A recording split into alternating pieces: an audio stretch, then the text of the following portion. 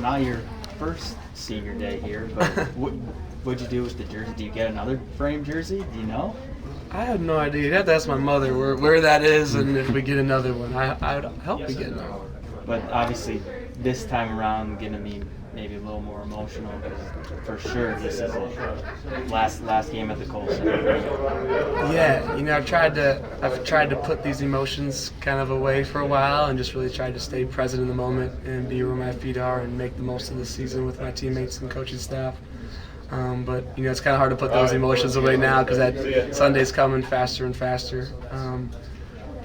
Man, I just get overwhelmed with gratitude for obviously the Big Ten championships, the wins and losses, but really just for the people that I've got the opportunity to experience and develop relationships with over the last 5 years, from my teammates to my coaching staff to my classmates to Badger fans, and even back to high school to all the different coaches and trainers and friends, opponents that helped me become not only the person that I am but the player that I am. So I'm sure I'm going to have all sorts of different emotions. I don't really know what it's going to look like, but I just know I'll be overwhelmed with gratitude. Has this been everything that you expected, when you committed here way back when, and this live up to everything?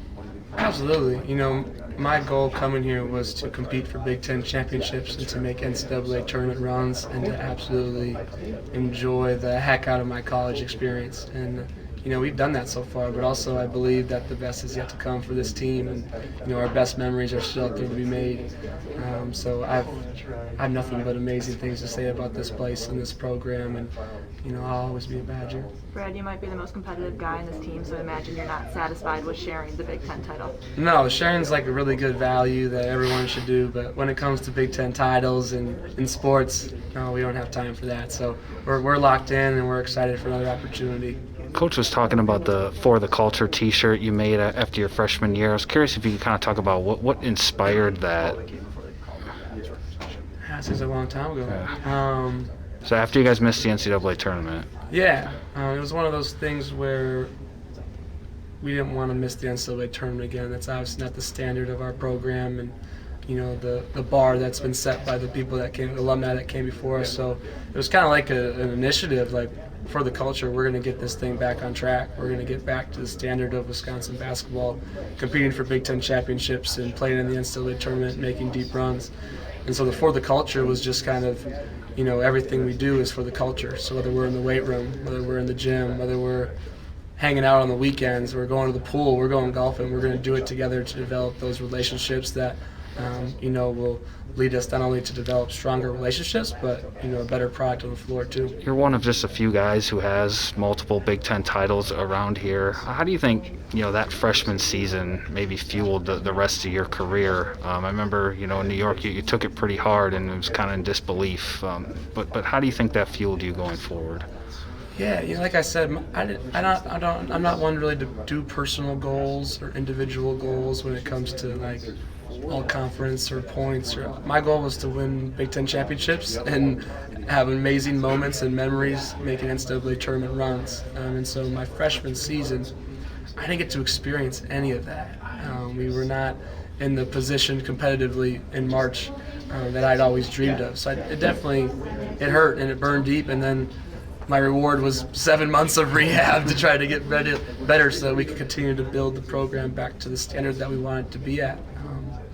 And so now I'm super grateful for the experiences and those moments and memories and, the pain and the hard times, because when you pile those all up together, that's when you get to the present moment. So I think it definitely just taught me a lot about myself, but also just taught me that there's so much that you can't take for granted about this game and playing at this level and playing at this university.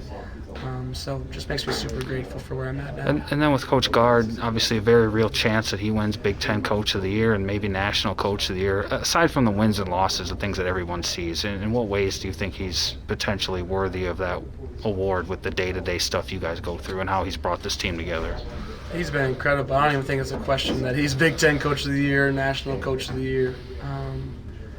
He's been awesome. Ever since the first first time that we got this group together. We didn't really know what we'd have. We didn't have a whole lot of experience on the roster, but we knew we had a lot of talent, and he's done a great job of not only mixing the talent together and creating a great picture out there on the floor, but also just developing relationships with all of us and really getting us on the same page and keeping us together in times of adversity and the highs and the lows. That's been the key for us, is just sticking together, communicating, getting through those tough times. And when you do that and you do that consistently, you have the chance to be really, really good, especially when you have talented players too. So, he's been incredible, and we all love playing for him, and we're so thankful that we get to, have him as our leader on this journey.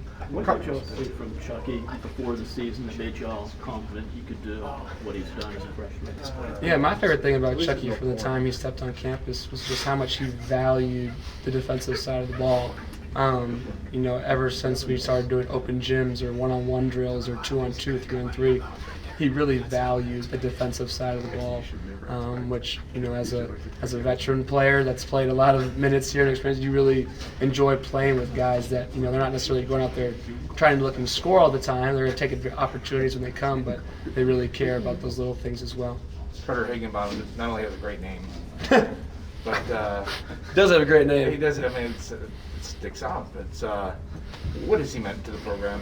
He'll be honored as well on Sunday. He's been huge. I don't know if words really describe the impact that he has on our locker room and on the people, and on the players and on the coaching staff. Keeping things light, bringing competitiveness to practice, the road trips in the hotel. Just relationships are so big and crucial at every level, but especially at the highest level here in college basketball. And that's kind of been our secret this year, is how strongly connected our team is, and Boogie's kind of the glue. Boogie Carter, he's kind of the glue that holds it all together. You mentioned the competitiveness. Chris was talking about hanging out with you, beating you at darts and ping pong. Sting pong. Is that? Does he actually beat you on that stuff?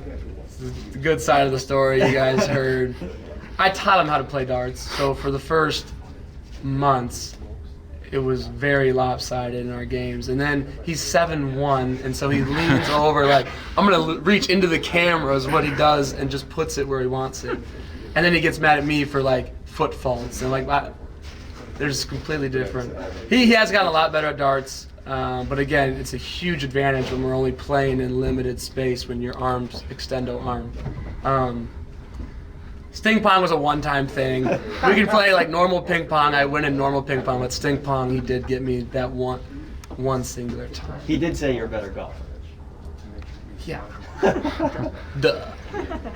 To his offense, he needs to get some bigger clubs. There's some talk about you guys possibly playing in Milwaukee. Is that any extra motivation, or do you guys talk about that at all? We haven't really talked about it a whole lot. To be honest, I think we're all really just focused on Nebraska and winning this thing outright, and then we're going to focus on the Big Ten tournament, and then we'll kind of see where the chips fall. I think it would be great to have as many fans as we can at those games, whether it's in Milwaukee or wherever it may be. So I'm up for whatever. I'm really excited to play in the tournament and compete, and hopefully it's one thing that I know about Badger Nation is that they travel. So whether it's in Milwaukee or Florida, California, Texas, wherever we're going, I can imagine there'll be a lot of red there. Remember, as a freshman, you said you wanted to leave this program in a better spot than when you found it. With senior day coming up, do you feel like you've done that? Yeah, that's always been the goal. That's something that my parents and I have always talked about. When your goal going into a program, whether it's in college or high school or AAU, is you want to leave the jersey in a better place than you found it. You want to leave the program. You want to leave the people. You just want to make things better wherever you go. It's kind of a family mantra or something that we talk about. I hope so. I think we're in a pretty good spot as a program, winning 2 Big Ten championships in the last 3 years, having the opportunity to do something really special this year in March.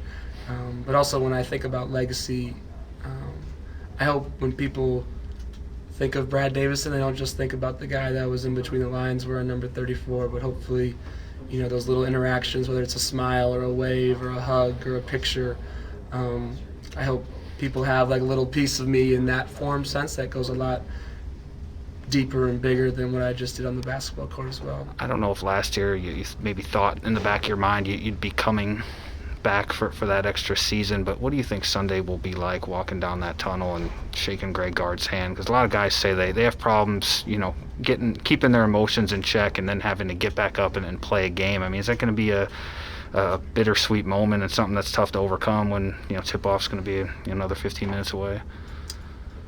Yes, I think it's going to be very tough. I'm also a very emotional, passionate person, so I think I'll probably bottle my emotions up pretty good for that. I know they have something after the game that'll probably get a little more emotional. I don't really know how I'm going to feel yet. I've been trying to bottle up all those emotions, but when the time comes, I just know that I'm super grateful for the memories I have, the relationships I've developed, and I'm also super grateful that I think the best is still yet to come with this group of guys too. So I think that'll keep me bottled up too, as I know that there's a lot more out there for this group to get.